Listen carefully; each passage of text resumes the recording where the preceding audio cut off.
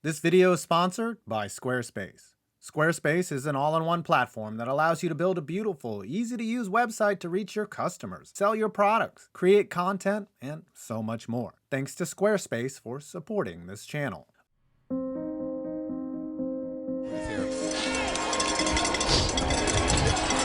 There's a lot of uncertainty, as we all know, but the one thing that we do know is the love affair between this team and this city. The Sacramento Kings hit rock bottom in 2011. It wasn't their worst season, but it was supposed to be their last. In their final game, the Kings went out in fitting fashion, losing a close game to their arch rivals, the LA Lakers. Kings fans stayed in Arco Arena well after the final buzzer. They believed that they had witnessed their team play for the very last time. Their owners, Gavin and Joe Maloof, saw dwindling profits, a deteriorating venue, and an underperforming team. They saw their future elsewhere, down in SoCal, where they would be third fiddle to the Lakers and Clippers, or up in Seattle, where they would replace the recently departed Supersonics. This was the team's darkest hour, and now they are amidst a 16-year playoff drought, so it hasn't gotten any better since. How did we get here? The Sacramento Kings were not always a losing organization. Over a decade after moving to Sacktown, the Kings had found an identity as the greatest show on court. In 2002, they stood a game away from the NBA Finals, primed for the Larry O'Brien Trophy.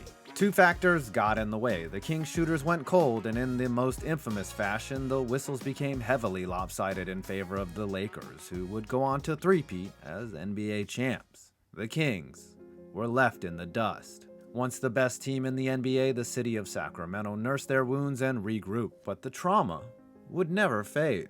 Then a year later, the curtains dropped on the greatest show on court. Star forward Chris Webber suffered a major knee injury in the playoffs. The Kings lost in 7, and their best player was never the same. A year after that, with Webber back on the court but lacking his trademark athleticism, the Kings were bested once again in the second round. An early exit a year later, and the show was officially over. Center Vlade Divac signed with the Lakers. Doug Christie was traded for Coutinho Mobley. Sparkplug Bobby Jackson was swapped out for Bonzi Wells. And finally, Chris Webber was auctioned off for Corliss Williamson, Kenny Thomas, and Brian Skinner. Not exactly the components of a proper rebuild. "We wish him the best," Kings GM Jeff Petrie said. The memories remain property of the Sacramento Kings. Those memories will have to last for a long time. The Kings of the early 2000s were no longer recognizable, but one last move put the nail in the coffin. After a 73-game suspension following the incident known as the Malice at the Palace, the Kings traded for Pacers forward Ron Artest, a troubled but immensely talented piece. In return, the Kings let go of Peja Stojakovic, the last link to their glory days. The gamble didn't bust, but it didn't bring large dividends either. They found themselves in the 2006 playoffs, but something was off. Had they accepted their fate and embraced the tank for another year, the Kings could have had the chance to draft Mike Conley, Al Horford, or even Kevin Durant. The Kings' philosophy was somewhere between rebuilding and contending, and in the end, they got neither. Sacramento fell in the first round of the playoffs, and that was that.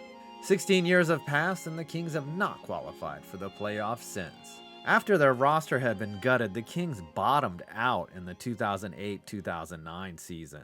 They had cycled through 2 head coaches since moving on from the great Rick Adelman. Eric Musselman collected just 33 wins and a DUI before he was dismissed, and former Kings player Reggie Theus flirted with 500 before falling victim to a depleted roster. The 09 Kings finished with just 17 wins, by far the lowest mark in team history, and the worst in the NBA that season.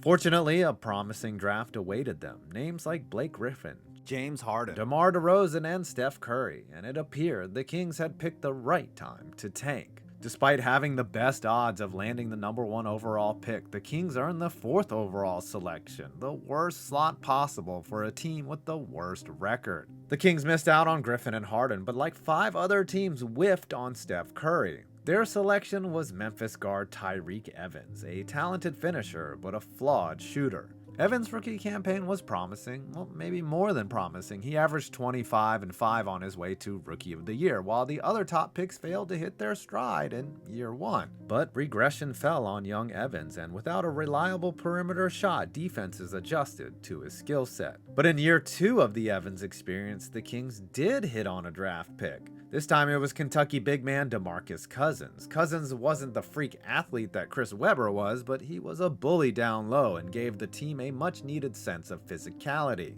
But like all things Sacramento, there was a dark underbelly. Cousins got better on the court every year, but he failed to mature at the same pace. Cousins feuded with opponents like Blake Griffin, coaches like George Karl, and even play-by-play announcer Grant Napier. Despite questions about their maturity, Evans and Cousins could put up a show, but it didn't necessarily mean the Kings were rolling in profits. Yeah, despite Jimmer Fredette on the roster, the Kings were still struggling. By the end of the 2010-2011 season, the Kings looked destined for relocation. Virginia Beach, Seattle, and even Los Angeles were bandied about as possible destinations for the struggling franchise. News outlets even reported that the sale to a Seattle-based ownership group was final, leading many fans to believe it was over. But there was time for one more counteroffer and a final vote. The save, but not a savior. On April 29, 2013, the NBA Board of Governors Relocation Committee unanimously voted 7-0 against relocating the Kings to Seattle. We're not so sure that's a good thing. The Kings had a new arena, and they had a new owner, Vivek Ranadive. Ranadive saved the Kings from relocation, but that's about where his positive attributes end. Ranadive meddled in day-to-day affairs, occasionally embarrassing himself by announcing his delusions of a 4-on-5 cherry-picking play style that was going to lead the Kings to glory. Ranadive butted heads with GM Vlade Divac, who in 2017 pulled off a blockbuster trade that sent DeMarcus Cousins to New Orleans and netted shooter Buddy Hield. Divac stuck his neck out, telling reporters that if the trade didn't work out, he would step down in 2 years. Bemoaned at the time, the trade actually aged well, and with the addition of first-round pick De'Aaron Fox, the Kings actually looked like a playoff contender in the 2018-2019 season under new head coach Dave Yeager. The Kings were 31-28 in late February and looked primed to end their playoff drought after 13 years. But a late season collapse left them 4 games under 500 and led to the surprise firing of Yeager. Divac took a swing, hiring Luke Walton as his next head coach, and very clearly missed. Walton was immediately greeted with Watson-style accusations and put together back-to-back lackluster campaigns in Sacramento. Divac kept his word and resigned as GM after the conclusion of the NBA bubble in the summer of 2020. But it wasn't because of the Cousins trade. The big miss. It was June of 2018. The Kings finished the season with the 6th worst record, but the balls guided them to the 2nd pick in the draft. The team had their pick between 3 players: Trae Young, Duke forward Marvin Bagley, and Slovenian prodigy Luka Doncic. Doncic was the projected pick for Sacramento. Then, of course... With the 2nd pick in the 2018 NBA Draft, the Sacramento Kings select Marvin Bagley III from Duke University. It wasn't a second-guessing thing, it was a first-guessing thing. The Kings were wrong then, and they were wrong now. So why did they pass up on a sure thing? The Kings believed that Doncic wasn't a good fit for their offense next to De'Aaron Fox, another skilled ball handler. But more disturbingly, reports emerged that Vlade Divac passed on Doncic because he didn't get along with the younger talent's father. If you know anything about history, it kind of makes cultural sense. This is the miss that caused Divac to resign. With Luka, the Kings become an annual participant in the postseason. Without him, the drought goes on. Even with all the mistakes, the sins of the past, one must dare to ask, how can they fix it? It all starts at the top. Kings fans should be eternally grateful for Vivek Ranadive for keeping the team in Sacramento, but it doesn't mean they need to accept the meddling and poor direction that keeps their team a laughingstock. Vivek must sell to someone that will keep the team in California's capital, but will keep a hands-off approach when it comes to day-to-day operations. Or he could just let the basketball people do the basketball thing. Secondly, the Kings have committed to building a core around De'Aaron Fox and Tyrese Halliburton. In order to maximize their strengths, Sacramento needs to offload Harrison Barnes, Richaun Holmes, and Buddy Hield. and pray that they're lucky enough to land a talented wing or big man in the upcoming draft. Get younger, collect assets, build upside, and the Kings can not only find their way to the playoffs, but they can stick around. But first, let's just get to one. Is going to get it in. Cousins throws it up at the goal and throws it out of bounds.